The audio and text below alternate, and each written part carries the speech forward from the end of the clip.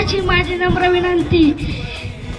शिवाजी महाराजांचा जन्म 19 फेब्रुवारी 1630 रोजी झाला व त्यांच्या आईचे नाव जिजाबाई असे होते.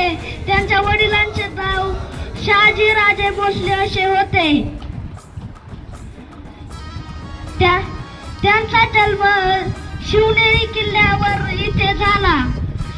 धवून भाऊन एका झाडाखाली बसावं, झाडाखाली विंचू दिसावा, विंचूला पाहून दगड उचलावा, दगडाखाली साप निघावा, सापाला पाहून पळत सुटावं, पळता पळता इरीत पडावं, इरीत मगर दिसावी, मगरीला पाहून पुन्हा वर यावं, पुन्हा वर आल्यानंतर वाघ दिसावा, वाघाला पाहून पुन्हा त्याच वेळी तुडी खावी, त्याच वेळी तुडी खाता खाता फांदीला पकडावं, फांदीचं मोहळ उठावं आणि मधाचा थेंब तोंडात पडावा.